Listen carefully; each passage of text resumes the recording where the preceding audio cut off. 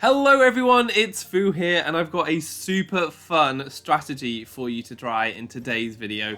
It's a combo that you can now use in the Teal Mask DLC. So I wanted to use Guard Dog Okidogi. I think that it's a really interesting ability that gives you an attack boost when you're hit by Intimidate instead of an attack drop. And it prevents the opponent from forcing you out from things like Roar and Whirlwind and Dragon Tail, so you can keep those stat boosts for longer, which I think is a really cool ability.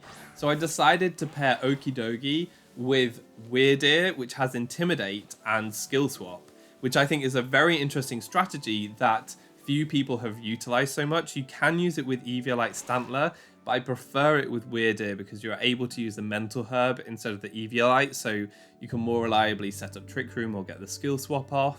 So I think this is a really overlooked and underplayed Pokemon so far, and I really like the potential for it, and I definitely wanted to experiment with that. And that's when I realized that the Teal Mask DLC has brought Wyrdeer so many other cool partners outside of Okidogi that could pair really well with it. So things like Defiant Ogerpon with the Teal Mask, and also competitive Milotic, and also competitive Empoleon now. So those are all things that you could definitely try out. I managed to fit Okidogi, Ogerpon, and Milotic with Wyrdeer all on the same team. So that's what we're going to be looking at today. And I think the best way to show you this combo is to jump straight into a match replay. So in this first match replay, my opponent has quite a number of the new Pokemon that have been released in the Teal Mask DLC. They've got Blood Moon Ursaluna, an extremely powerful special attacker. They've got the Sinistcha, which hits really hard with its Matcha Gotcha and also heals and can potentially burn the opponent, so very strong. They've got Diplin, which I've uploaded about in my previous video. It helps with lowering the opponent's evasion and also has some weird speed control in Syrup Bomb. And then also Hearthflame Ogerpon, which is probably the strongest new Pokemon, which gets an attack boost when it terastallizes. So going into this, I definitely wanted to use my Okidogi strategy if I could. Let's jump right into the match. So my opponent decides to leave with Ursaluna and Sinistcha, and this is looking like a Trick Room lead. Ursaluna is slow and very powerful, Sinistcha can set up the Trick Room. I get the Intimidate drops from my Wyrdeer, which isn't going to help so much, but I can set up my Light Screen with my Grimmsnarl to mitigate their special damage. What I'm going to do here, though, is I'm going to eat a hit from the Ursaluna. Moonblast is super effective into Grimmsnarl, but because of the Light Screen, it's not going to be a 2-hit KO. And I'm actually going to go for Trick Room straight away, not because I want it set up, but because I want to predict Sinistcha's Trick Room, and I can reverse it, or, well, they actually reverse it, which is really nice for me because I want to keep the speed control on my side. Now, the following turn, I'm just trying to get some damage into Ursaluna and also get a special attract drop with my Grimmsnarl Spirit Break, meaning that Ursaluna really won't be doing too much damage now, which is really great. As the opponent does get a special attack drop on Grimmsnarl, it doesn't matter too much, and they do set up Trick Room again, which sucks a little bit, but Ursaluna's damage has been mitigated, although maybe the Sinistcha is looking a bit more of a threat.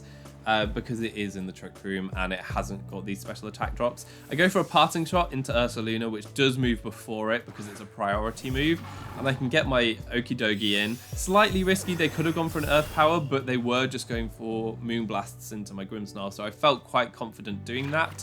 And then they go for a Matcha Gotcha into my two Pokemon. My Wyrdeer manages to dodge. It's like a 90% accurate move. It's a Life Orb Matcha Gotcha, which does only a bit to my Okidogi because it resists and no burn, so I was a bit lucky there.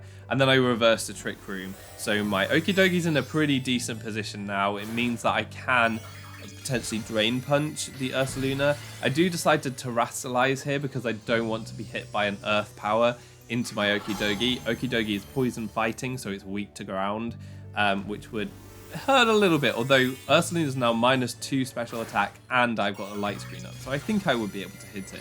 Now, I thought that they might Terastallize into a Ghost type here. I've seen quite a few Ghost type Ursalunas, so I wasn't sure if going in for a Drain Punch into it was the best play, so I just go for a Bulk Up here as kind of like a scouting play and also to get my damage output up so I can potentially take out the Ursaluna the following turn.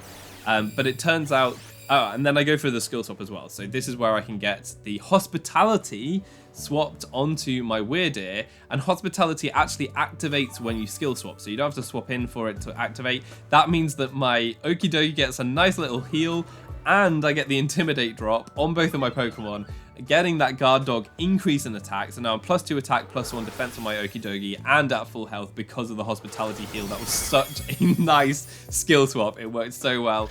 And you can see that the Terra Normal Hyper Voice really isn't doing too much there because of the special attack drops and because of the light screen. Now a Moonblast goes in there, it gets a special attack drop. This is where Guard Dog is worse than Defiant, because I would have got a Defiant boost there, but they can't swap me out with Raw or anything like that, so that's kind of decent. As Machagotcha comes out and it does a bit of damage, that's actually a Life Orb Sinistcha, so it's doing a decent amount. But it burns my Okidogi, which kind of sucks. It means that I'm back down to neutral attack because I've got +2 attack, but then the burn halves my attack. I get the Citrus Berry, so this is like how the team works. It's like a really bulky Okidogi with Citrus Berry behind screens with the Intimidate drop, so the opponent shouldn't be doing too much damage as I'm setting up bulk ups, and then I can do decent damage back to them. I just miss out on the KO on Ursaluna with my Drain Punch, which is a little bit unfortunate, but Okidogi is like full health and super bulky. I've got the bulk up, I've got 2 attack boosts. I go for another bulk up here because I just want to get slightly increased power despite the burn. As I go for a Psychic to take out the Ursaluna, it does leave the Sinistcha open, and ignoring Sinistcha seems decent because it's not doing too much damage, but because it keeps healing with Machagotcha, it can wear my team down, and I need to be aware of that, especially because my Okidogi can't Drain Punch into that slot. Also, can I just point out how many times they've missed my Wyrdeer with their Machagotcha? That's where, like, Machagotcha is such a strong move because it's got decent power, it's a spread move, it heals, and it can burn, but it can also miss. Now, my opponent switches in Arcanine here, and they go for an extreme speed, presumably because they thought that I would outspeed them. And that it does no damage because I've got the 2 defense boosts and I can just Drain Punch all my health back. That's actually a 1-hit KO, even though I'm burned, because I've got so many attack boosts from the bulk ups and the skill swap Intimidate. And now I start attacking into the Sinistcha as I go for the Psychic into it. And it goes for a Machagotcha into my Pokemon, doing some damage. It's really not doing too much damage, but it is healing up the Sinistcha, which is kind of the most annoying part of this. The Sinistcha is just sticking around a lot and spreading damage around, and you can see, even though I healed up so much health on my Okidogi, by the end of the turn I've lost a lot of it again. Now the opponent's last Pokemon is actually a shiny Dipplin. It looks very beautiful, which I was quite happy for because they did have some very scary things. If it was an Ogerpon in the back, I mean, it would have been scary, but I would have hoped that maybe my Okidogi could have taken it on with the Poison Jab, because like with the screens and everything, maybe I'd have been able to take a hit. I don't actually think I had a Reflect there, but with the defense boost, I suppose, from my bulk ups, I probably would have been able to take a hit if they didn't crit me with Ivy Cudgel. A double target into Sinistcha with Psychic and Poison Jab is able to take it out, as we see the Syrup Bomb come out from Dipplin. Just to note here, the Syrup Bomb changes color depending on if Dipplin is shiny or not, which is pretty fantastic. That's really, really cool. There are other moves out there that definitely don't do that, so props to them for implementing Dipplin and Syrup Bomb that way. It's really neat to see that the attack actually changes depending on the shininess of Dipplin. Dipplin goes for Dragon Pulse. I think I've still got a light screen up here, so it doesn't do... Well, actually, that did quite a lot of damage if I do still have a light screen. And my speed falls again, it's really not that big a deal, as I can go for a Psychic to take out the Dipplin at the end of the match. And you can see this Wyrdeer Okidogi combination just working out so well. Even though Okidogi got burned, my opponent didn't have enough damage to deal with it when I could heal up with Drain Punch, when I could go for the Poison Jabs to hit things that I couldn't hit with Drain Punch. It all worked out super well. The Skill Swap Intimidate was shown off there really, really nicely. There are so many cool abilities that you can skill swap and get to activate. So Hospitality was one that worked really well on this team when it's built around kind of screens and stat boosts and stuff, keeping your bulky Pokemon healthy. Getting that Hospitality is really nice. I also got some really random ones like Dancer Wyrdeer going for Revelation Dance, which was pretty hilarious. But I want to show you this next battle which actually features Defiant Ogerpon, because that has very fun skill swap shenanigans too. So here's the opponent's team. They've got some very scary threats. Like Gholdengo is as scary as ever. They've got speed control with their Tornadus. The Chien-Pao Rillaboom combination is pretty strong. Chien-Pao increasing physical damage and Rillaboom with its now priority Grassy Glide. Landorus kind of being as scary as ever, although my team does deal well with Intimidate, so probably isn't the best bring for the opponent in this match. Although if they want damage into Okidogi, they might be tempted to bring it. And they also have the Water Ogerpon, which is like any Ogerpon is scary. Water Ogerpon gets 1.2 times damage boost to all of its attacks, which is ridiculous. So anyway, let's get into this match and see what they bring. So my opponent decides to lead with Tornadus and Ogerpon. Now this is kind of a scary lead because Tornadus does speed control, Ogerpon does damage, not ideal. I get my Wyrdeer and Grimmsnarl out, I get the Intimidate onto Ogerpon, which is really nice, and I can start setting some screens. Tornadus goes for a taunt, which is kind of okay. I have the Mental Herb, so I can ignore that, which is the advantage of running Wyrdeer over Eviolite Stantler. But actually, I do just kind of want to go for damage into Tornadus because it threatens both Ogerpon and Okidogi, which I brought into this match. The opponent goes for an Ivy Cudgel into Grimmsnarl with the Reflector. That doesn't do much damage. Fortunately, they don't crit. Ivy Cudgel does have a high chance to crit, but they don't. And I get some nice psychic damage into Tornadus. Now this turn, they're switching out their Ogerpon, presumably to get rid of that Intimidate drop, and they go into Gholdengo. I don't have too much pressure into Gholdengo here. They taunt my Wyrdeer, and so now I am prevented from going for status moves for my Wyrdeer, but as you saw last turn, I'm just going to try to go for damage into the Tornadus. I get the light screen up, which is going to help me into both Tornadus and the Gholdengo, and the Psychic does go off, so Tornadus is looking pretty low. I want to try to take it out, but also Gholdengo is a threat to my team. Despite the light screen, if it has Nasty Plot, it could get a bit out of control, so I need to try to mitigate that a little bit. The opponent gets a Tailwind up. Now that they've taunted me, they know that Trick Room isn't going up for a little while. Tailwind means that they can ensure that they're faster than my team. To be fair, I think they're going to be faster than my team regardless. And I do get the Spirit Break off, although Gholdengo disappears, so this is Ogerpon now.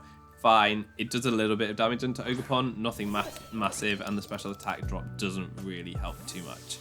Now I'm going to swap out my Wyrdeer because it really isn't in a great position to do anything. It's taunted and Psychic isn't doing massive amounts of damage into these two. So I just switch into my Okidogi and I go for a Spirit Break into the Gholdengo because I need to mitigate its special damage output. So that's good, but the Nasty Plot is obviously outstripping my capacity to reduce Gholdengo's damage output, and it has leftovers, so any damage I'm getting on with Grimmsnarl is not going to stick around.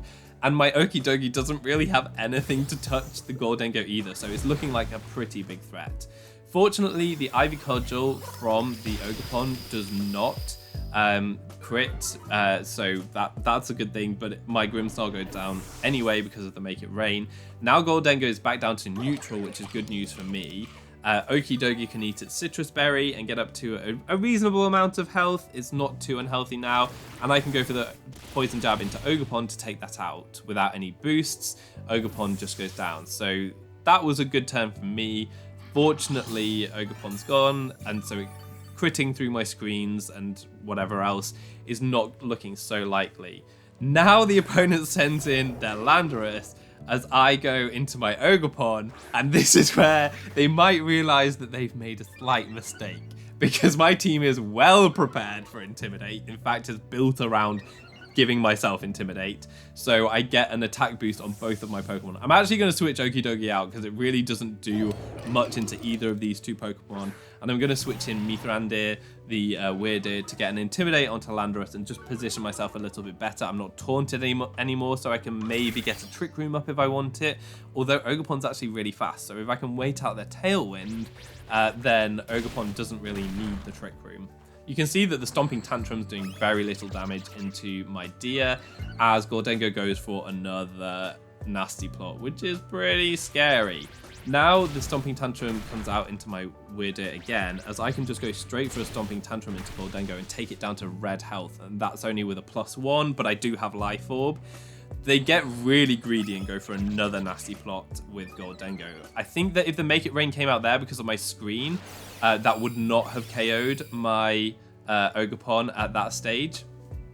But fortunately, they didn't. I mean, if they were like an all-out offensive Gholdengo, then my Stomping Tantrum probably would have KO'd. So I think that they were a bulky one, and I think that, yeah, I got away with it anyway. They got greedy. And now you can see the fantastic interaction of skill swapping Intimidate into Intimidate. If we've got 2 Intimidate users on the field, it means that I can give my Defiant or my Guard Dog users an attack boost every turn while giving the opponent's attack drops every turn. It's so strong, so you have to hope and pray that your opponent brings an Intimidate Pokemon. Now I'm going to just Terrasilize because it means that I outspeed the Landorus. The Landorus looked to be Scarf because it was outspeeding my Ogerpon outside of Tailwind. And I can go for the Ivy Cudgel into the Gholdengo at +2. That's easily going to KO Gholdengo. Gholdengo goes down, and the Landorus, because it's locked into Stomping Tantrum, yeah, it's not really able to do anything. And it's got like 2 attack drops from Intimidate already. Now, I go for a skill swap here. This shows that when you Terrasilize, your ability completely changes with Ogerpon. So your Ogerpon no longer has Defiant, it's just this like speed boosting ability. So my attack does fall and Defiant does not activate that, which is an important thing to note.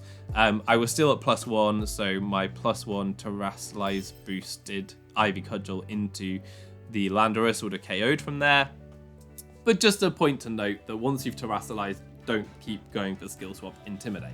So that demonstrates the main elements of the team. As I said, I do also have Milotic on the team, which is a really important Pokemon. It actually gets a higher power boost than both Ogerpon and Okidogi from the skill swap Intimidate because it gets +2 special attack instead of +1 for Guard Dog, and instead of +1 for Defiant after the -1 and then the +2. So Milotic actually gets really powerful with this, and it has Recover, so when it's behind the screens and if the opponent's intimidated or parting shotted or whatever, it can survive for a really long time, do tons of damage, and is one of the better answers to Fire type Ogerpon, Half Flame Ogerpon, because it can Terrasilize into a Fire type, and Fire types resist both its Grass type moves and Fire type moves. So you can surprise opponents with that and try to take them out with your powerful Scalds. Also one of the few Pokemon to actually still get Scalds, so that's another selling point for Milotic over Empoleon too. I do then have Corviknight on this team as well. It's actually a choice banded Corviknight, and along with Milotic, one of my better answers to Gholdengo, because it can Terra Fire, go for a Terra Fire, Terra Blast into Gholdengo for a 1-hit KO, which is really nice. The Terra Fire again also really helps with Fire type Ogerpon, and you can deal really significant damage with your choice banded Brave Birds there. Brave Bird is able to KO a lot of the grass types, so Rillaboom, Amoonguss, if you're seeing them, then this can be really helpful there. And yeah, just a strong Pokemon that I thought would be helpful. And because of its mirror armor, it doesn't get attack dropped when you skill swap Intimidate. In fact, whichever Pokemon you skill swap Intimidate to will get an attack drop because the mirror armor will bounce it back to that Pokemon. So that's the kind of technical play that you can try to get to work, which is pretty interesting. All in all, this team is so much fun. Skill Swap is super underrated. It's still as good as ever against Unaware Dondozo because they get all the stat boosts, and then if you Skill Swap its Unaware, then it can't do very much damage, so that's pretty fun. I definitely advise you to try this team out if you want to. You can only use it on the casual battles at the moment because Milotic isn't allowed. Okidogi and Ogerpon are absolutely fine, but apparently competitive Milotic is far too new and disruptive for this format to handle at the moment compared to the other things that are allowed. If you watched this far into the video, thank you so much. Consider subscribing for more Teal Mask content. Let me know of any strategies you'd like to see me try, and also let me know how cool my Wyrdeer nickname is. I was very proud of that one. All that's left to be said is that I've been Foo, you've been awesome, and hopefully see you next time. Goodbye.